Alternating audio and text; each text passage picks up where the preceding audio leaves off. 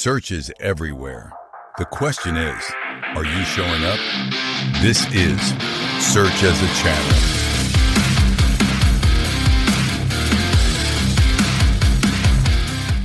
Imagine for a second you need a new pair of running shoes. Right.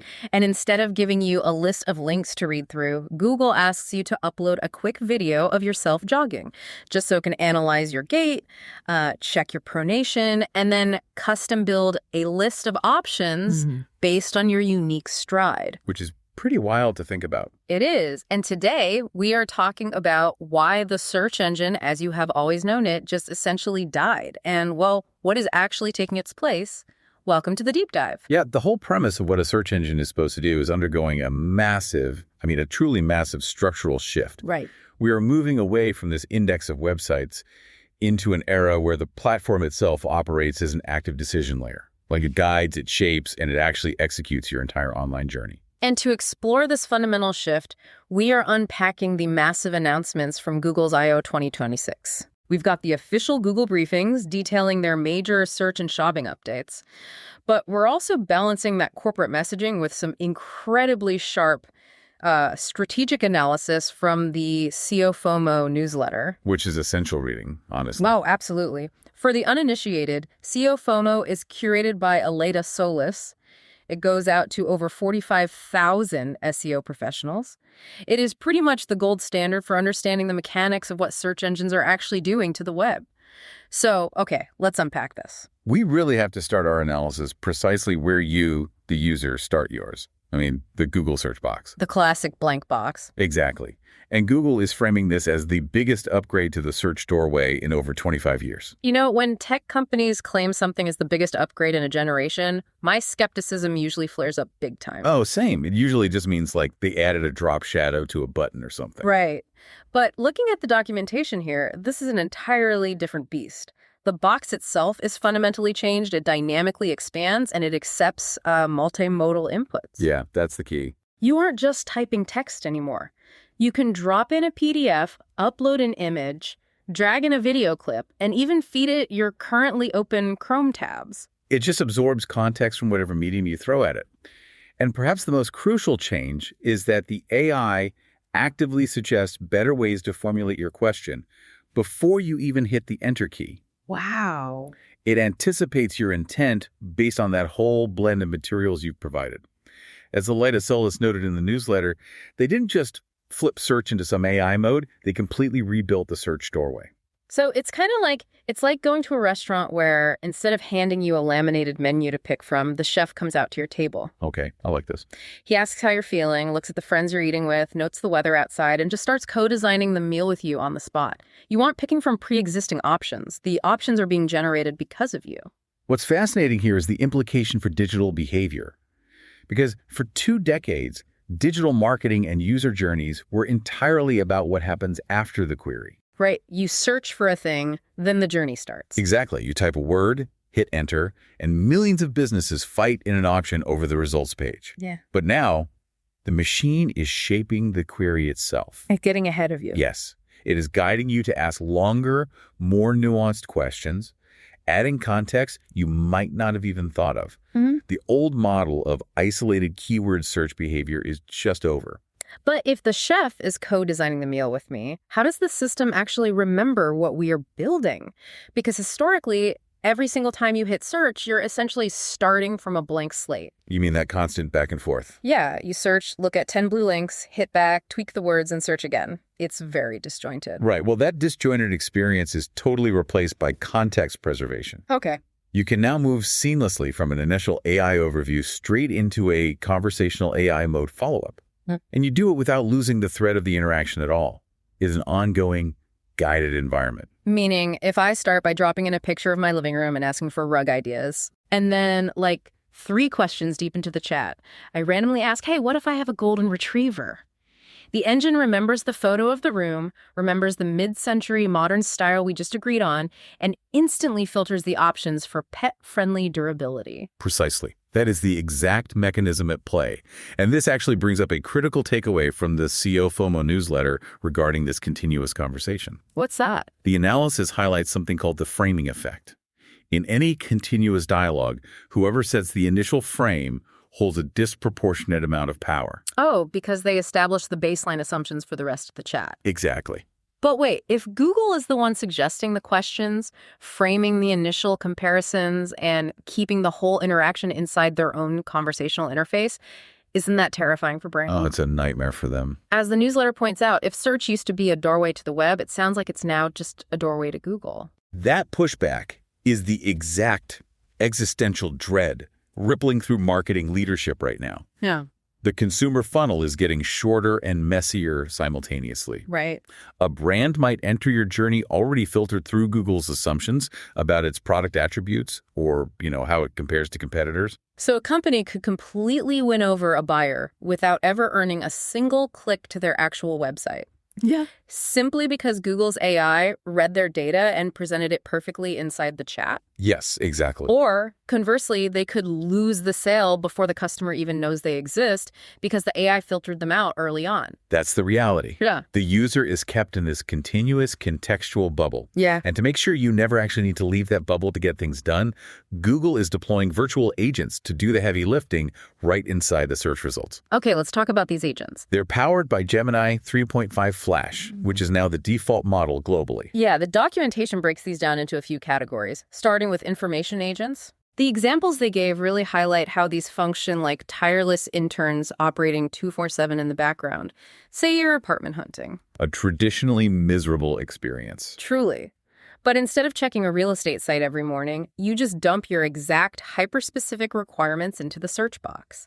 Your max budget, the need for south-facing windows, in-unit laundry, and being within a 10-minute walk of a specific subway line. And instead of just returning a list of current apartments and stopping there, the information agent continuously scans the web day after day. It just keeps running. Right. It synthesizes updates from various property management sites, local blogs, standard listings, and notifies you the instant a match hits the market. Or for the sneakerheads out there, you tell the agent to monitor the entire internet for any whispers of a new sneaker collaboration dropping from your favorite pro athlete. Oh, yeah, that was a great example. It finds the information, but it also synthesizes rumors from Reddit, news sites, and social posts into one single briefing. But, information retrieval is one thing. The architecture takes a massive leap forward with agentic booking. Yes, this is where it gets crazy. Here, the AI transitions from retrieving data to taking action on your behalf in the physical world. The karaoke example they used at I/O is wild.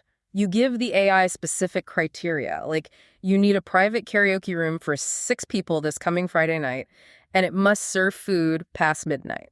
Right. The agent pulls real-time pricing, checks availability across multiple venues, and for select categories like home repair, beauty salons, or pet care, it actually makes phone calls to the businesses using a synthesized voice to secure the reservation. The search engine acts as your proxy. It literally negotiates the logistics so you don't have to. Making phone calls is impressive, for sure. But we have to talk about Google anti-gravity. Yes, we do. Because this is where the concept of a search engine bends into something entirely new: agentic coding. Search is now building custom generative UI on the fly. It generates utility rather than just text. Right. To explain what that means, say you ask a complex question about the orbital mechanics of the solar system. Okay. Instead of giving you a Wikipedia summary, Search codes a fully interactive 3D visual simulation for you to play with right there on the results page. It's incredible. Or the fitness tracker example. You want to start running, so Search doesn't just give you a PDF schedule. It codes a bespoke mini app just for you. It embeds live maps of your neighborhood, pulls in the local weather forecast for the week, and adjusts your running route daily based on whether it's raining. We are basically watching the underlying architecture of the web shift from human-readable websites to machine-readable data. Say more about that. Well, if the AI is generating the interface, the actual app you interact with, the original website only exists to feed raw data to the agent. Okay, here's where it gets really interesting.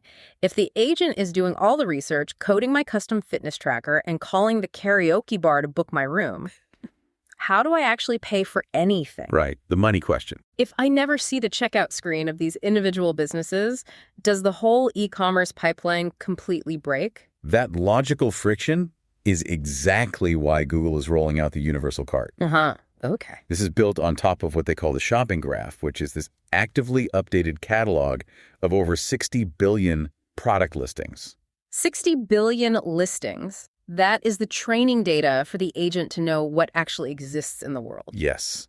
And the universal cart sits across almost the entire Google ecosystem. Yeah. You can access it in search, inside the Gemini app, while watching YouTube, and even directly inside Gmail. So the practical application is I could be watching a YouTube review of a new digital camera and add it to my cart straight from the video player. Exactly. Then later, I'm checking my Gmail. I see a promotional newsletter for a compatible camera lens. I add that to the same cart, and it's all synchronized in one place. Yes, but the crucial mechanism here is that it actively reasons in the background. What do you mean by reasons? It is not a dumb digital basket.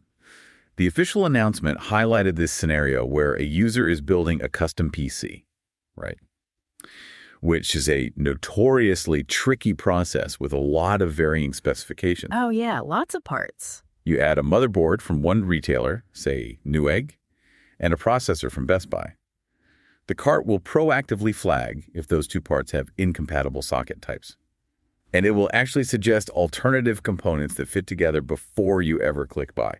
Oh, wow. It's acting like a tech support specialist anticipating your mistakes. Totally. And the documentation mentioned it integrates deeply with Google Wallet, too, meaning it automatically surfaces your hidden loyalty points or merchant-specific coupon codes without you having to hunt the web for a promo code. But underneath all of this frictionless consumer magic, there is some incredibly heavy plumbing required. Right. You have to make transactions work seamlessly across thousands of different retailers without breaking their individual systems. Let's pop the hood on that, because getting Walmart, Sephora, and a random Shopify store to all play nice in one Google cart sounds impossible. It's complex, definitely. The architecture relies on two major new protocols. First is UCP, the Universal Commerce Protocol. Okay.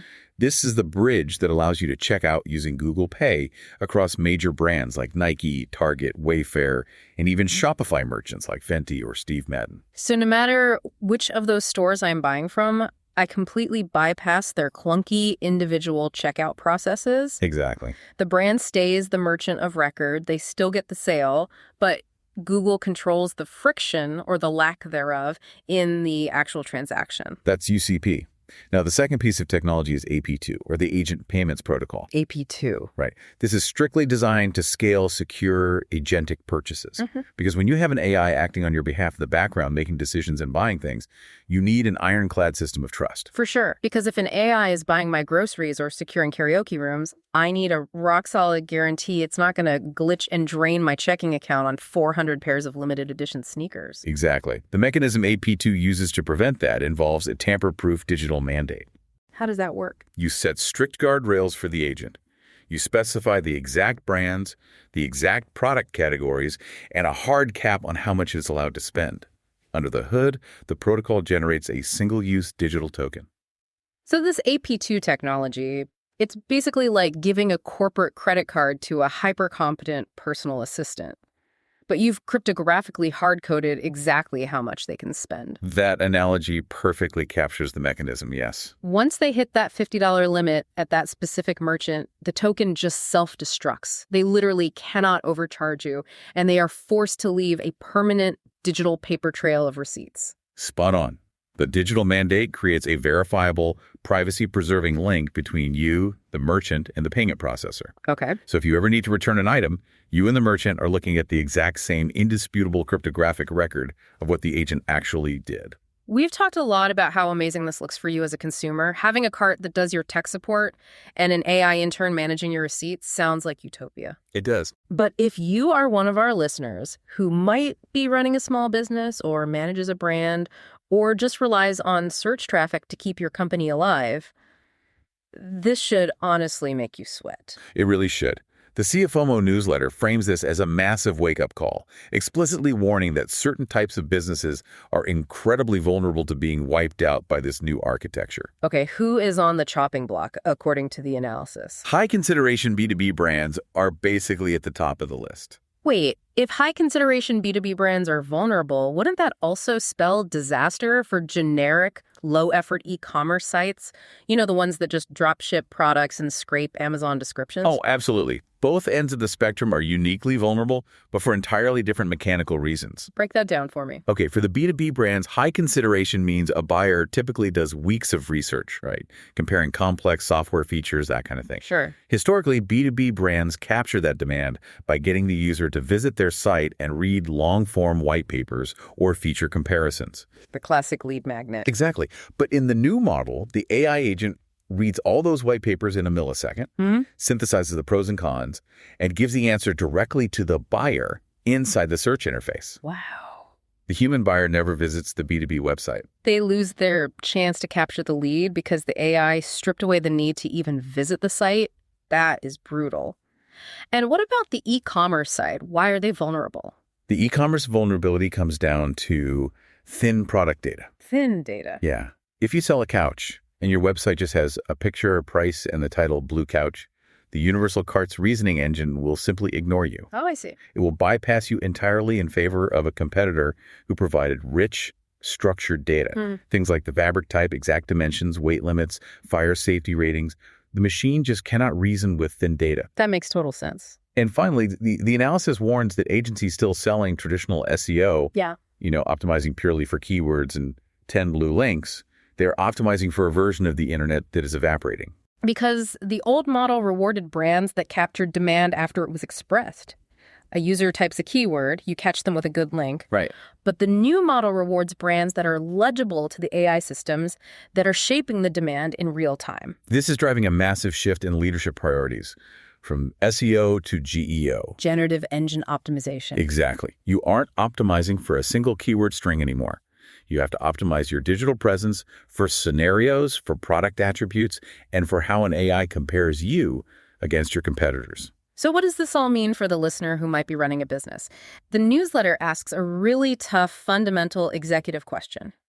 If Google controls the initial question, controls the conversational journey, and controls the transaction path with the Universal Cart, what exactly is your brand's independent relationship with demand? It really is the defining business question of this new era. Yeah. Because in a world of infinite synthesized information and agentic search, a brand's competitive moat can no longer simply be its search engine rankings. Right, that's gone. Rankings are incredibly fragile when the user interface can change on a whim to some anti-gravity generative UI. If the moat isn't search ranking, how do you defend your business? Well, the analysis points to three critical pillars.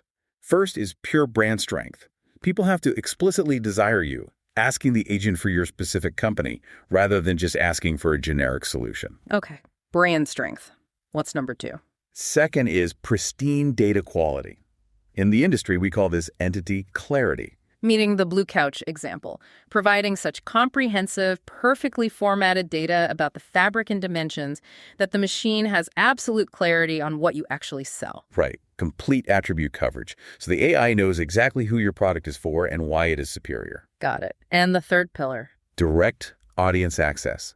Brands must cultivate channels they actually own, like robust email lists or dedicated apps where they are not reliant on a third-party AI mediating their discovery and dictating their relationship with their own customers. Well, we have really gone on a journey today. That's an understatement. We started by looking at how the 25-year-old paradigm of the blank search box and the 10 blue links is being entirely replaced by a dynamic, multimodal decision layer. We explored the mechanics of 247 background information agents, how anti-gravity creates custom software on the fly, and how the Universal Cart uses protocols like UCP and AP2 to quietly solve our shopping problems while bypassing traditional checkouts. There's a lot to take in. It is. It is fundamentally rewriting the rules of the internet for both everyday users and the businesses trying to reach them. It is a profound architectural shift in how humanity interacts with information. But, as we wrap up, there's one specific lingering detail buried in the announcements that we really should leave the listener to process. Oh, let's hear it. We spent a lot of time today talking about agents acting on your behalf, right? And AI shopping for your PC parts, booking your karaoke night, and continuously tracking your fitness. Yeah. But remember that Google's personal intelligence is now securely connecting to your Gmail, your Google Photos, and soon your calendar, rolling out to nearly 200 countries. So if an AI agent has real-time, continuous access to your private emails, your stored memories, your daily schedule, and your universal wallet, at what point does the search engine stop answering your questions and start anticipating your life choices before you even realize you need to make them. Wow. That is a terrifying and fascinating place to leave it. Thank you for joining us on this deep dive. Keep questioning the information ecosystem around you, and we'll catch you next time. Thanks for listening. And don't forget to subscribe.